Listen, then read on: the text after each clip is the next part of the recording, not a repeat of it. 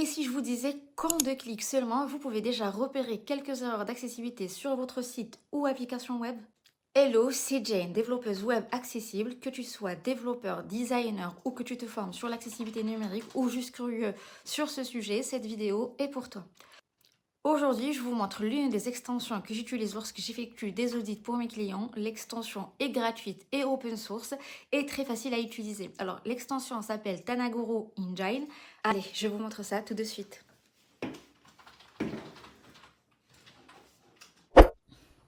Alors pour l'installation donc de l'extension, je vais vous montrer deux manières de faire. Donc la première façon de faire, c'est d'aller dans votre navigateur préféré, Google Chrome ou Firefox, et vous tapez directement dans votre barre de recherche Tanagoro Engine Chrome extension. Donc là vous tombez sur le premier lien, vous cliquez et là vous avez donc l'extension.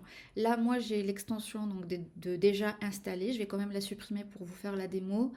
Donc là, je vais la supprimer. Donc là, voilà. On a donc un bouton ajouter à Google Chrome. Donc moi, je clique sur ajouter. J'ai un petit message donc, qui me dit de confirmer si je veux toujours l'installer. Donc ajouter l'extension. Donc là, vous attendez quelques petites secondes et l'extension est installée. Donc là, c'est bon. Pour la pinguer ici, vous venez ici, vous cliquez et vous la pinguez juste là. Très bien, donc là, ça c'est la première façon de faire pour installer donc l'extension Tanagoro. La deuxième façon de faire, c'est d'aller directement sur leur site, donc Tanagoro Engine sur Google, et là vous scrollez vers le bas et vous avez deux liens. Donc un lien pour l'installer sur Chrome et un autre pour installer l'extension sur Firefox. Alors, je ne sais pas si on peut l'installer sur Edge, mais je ne pense pas, parce que si c'était le cas, ben, on aurait eu quand même un lien pour l'installer. Donc voilà, ça c'est pour l'installation. Ensuite, pour lancer un audit, donc la première chose à faire, c'est déjà de préparer donc le site que vous voulez auditer. Moi, je vais partir sur le site Loxam. Je ne sais pas si c'est comme ça que ça se prononce. Donc, c'est une entreprise d'engins, ok, pour ceux qui se demandent. Très bien. Alors, pour lancer donc du coup l'extension sur ce site-là, sur cette page web-là, alors vous avez deux façons de faire aussi. Soit vous cliquez, soit vous utilisez la touche F12 de votre clavier directement, ou bien vous venez, clic droit sur la souris. Vous venez ici inspecter, vous cliquez, donc vous allez tomber sur ce code-là et ici, là, ce que vous voyez ici, donc là, vous venez, vous cherchez l'extension Tanagoro. Donc là, je ne l'ai pas ici, parce que j'ai pas mal d'extensions que j'ai rajoutées. Du coup, là, je vais choisir Tanagoro Web Extension RG2A. Donc vous cliquez, donc vous allez tomber sur une interface comme celle-ci. Pour rappel, donc, comme je le disais, l'extension, donc elle permet de détecter les erreurs, d'alerter sur des problèmes et de donner les bonnes pratiques à améliorer. Donc pour personnaliser votre analyse, vous pouvez sélectionner les catégories donc, de tests du RG2A à inclure dans l'analyse. Là, donc vous pouvez choisir en gros les thématiques que vous voulez tester. Donc là, comme vous savez, le RG2A, vous avez 13 thématiques. Je vous montre RG2A critères. Ici, donc voilà, on a 13 thématiques, les images, les cadres, les couleurs, les formulaires, la navigation, etc. Et en gros, toutes ces 13 thématiques, on les retrouve ici avec Tanagoro, donc dans cette partie-là. Donc moi, la première des choses que je vais faire, c'est que je vais tester uniquement les images. Donc si vous voulez tester que les images, vous venez vous cliquer. Ensuite, ici, là, il vous dit sélectionner le type de résultat à afficher. Moi, j'ai envie qu'il m'affiche tous les statuts, les conformes, les non conformes, les non testables. D'accord? Donc là, j'ai choisi tout et ensuite vous avez un petit bouton donc en rouge pour du coup lancer l'analyse tout simplement. Donc je clique et en quelques secondes donc du coup il vous sort une petite restitution si vous voulez. Donc ici donc je clique sur image, donc la thématique que j'ai choisie, et là vous avez tout, en gros tous les statuts qu'on avait sélectionnés au début, donc les non testables, les testables, les validés, les conformes, les non conformes, etc. Et là c'est les non conformes, d'accord. Par exemple je choisis le premier, donc là j'ai deux éléments où ça va pas du tout. Donc là il vous dit les images donc dans les balises IMG, aux balises possédant un attribut ARIA rôle égal image sans ils sont sans nom accessible. D'accord. Donc je clique et là vous avez donc deux. Parce que là il vous a remonté deux chiffres. Donc là vous avez deux non-conformités. Là la première conformité, qu'est-ce qu'elle nous dit? Donc là on voit bien que c'est une image. Le height c'est pour en gros la longueur, la largeur avec le weight. La classe pour le CSS. Le SRC pour la route, ça vous connaissez. Ensuite ici on voit des trucs très intéressants. Le premier, donc la petite icône à clavier, donc là elle est donc là, vous avez une croix. Donc ça veut dire qu'en fait, l'image, elle n'est pas atteignable avec le clavier. Ok.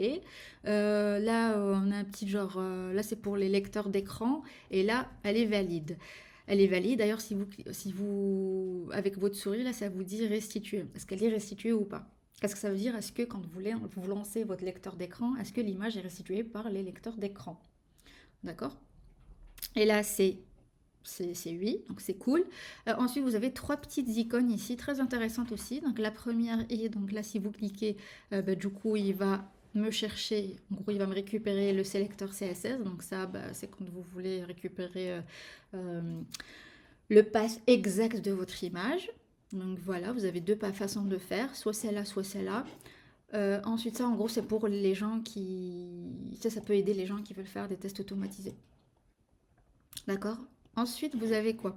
On a aussi cette petite loupe. Cette petite loupe, qu'est-ce qu'elle qu'est-ce qu'elle nous permet de faire? En gros, elle va vous diriger directement sur le code source de la page. Donc, en fait, on parle de cette image-là. Ça, c'est un. Ensuite, l'autre façon de faire, donc soit vous utilisez ça, soit moi, ce que j'aime bien faire, c'est utiliser directement cette icône-là, donc en forme d'œil. Donc là, en fait, on va mettre en évidence sur la page la liste des images. Donc là, je clique. Et du coup, il va me renvoyer, en gros, il va me récupérer, il va encadrer, voilà, c'est le mot juste, il va encadrer l'image ou l'élément dont on parle. Et là, c'est l'image. Et du coup, notre image, là, on a deux tests à faire. Ok. Premier, est-ce qu'il s'agit d'une image de décoration ou une image une image porteuse d'information, une image de décoration, d'accord? Elle est là juste pour faire joli à côté du texte qu'on voit à côté. Donc ça, c'est une image de décoration. Et comme vous savez, si vous connaissez un petit peu les règles du RG2A, les images de décoration, donc là on descend les images de décoration, c'est quoi? Voilà, si vous ne savez pas, c'est juste des images voilà, qui ne véhiculent aucune information particulière. Et pour les images de décoration, les images de décoration sont-elles ignorées par les technologies d'assistance? Et en fait, pour que les images de décoration soient ignorées par les technologies d'assistance, c'est-à-dire par les lecteurs d'écran, elles doivent avoir un attribut alt. Donc, dans la balise image, on doit retrouver cet attribut, l'alternative alt. Donc, soit on trouve cette alternative, ou bien on trouve un alt vide. Vous avez deux façons de faire. D'accord. Et là, c'est pas le cas parce qu'en fait, là, on a inspecté donc le code de l'image et on voit il n'y a aucun attribut alt. Ni juste alt, ni juste alt égale vide. Parce que en fait, vous pouvez faire les deux. Et du coup, donc là, c'est un test non conforme parce que les lecteurs d'écran, là, si je lance un lecteur d'écran, en fait, cette image, elle sera lue. Et comme c'est une image de décoration, c'est dommage parce que, voilà, elle est sans information et elle est restituée par les lecteurs d'écran. Donc ça, c'est pour les images. On pourrait faire le test pour tous les critères d'ailleurs. Attendez, je vais vous montrer. Tac. Inspecter, tac tac tac, Tanaguru. Là, je vais tester pour tous les critères. Et là, vous regardez, donc, on a 204 tests donc, effectués. Parmi ces tests-là, donc, on a les couleurs. Il nous a remonté 126 non-conformité uniquement sur cette image, hein, c'est énorme.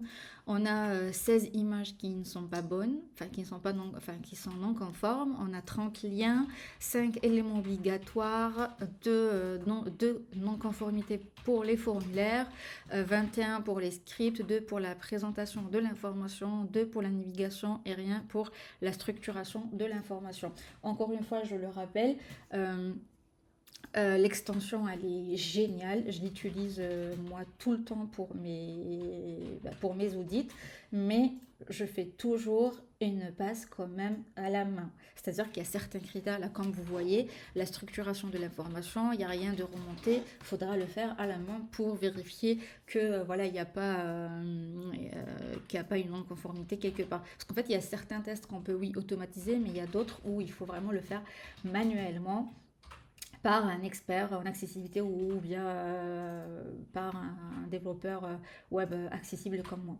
Donc voilà. Donc l'extension, comme je disais, c'est un très bon réflexe que vous pouvez utiliser même quand vous faites votre développement. Ça vous permet par exemple de vérifier que vous n'avez pas oublié voilà, de mettre un alt vide pour les images de décoration, une alternative textuelle pertinente pour les images porteuses d'informations, de vérifier que les formulaires ont bien des étiquettes comme il se doit, que voilà, le lecteur d'écran restitue les informations, les bonnes informations comme il se doit, etc. Si ce genre de tuto vous plaît, donc abonnez-vous à ma chaîne et pensez à liker la vidéo pour me soutenir. Et merci d'avoir regardé jusqu'à la fin. Et moi, je vous donne rendez-vous pour une nouvelle vidéo. Ciao, ciao, peace.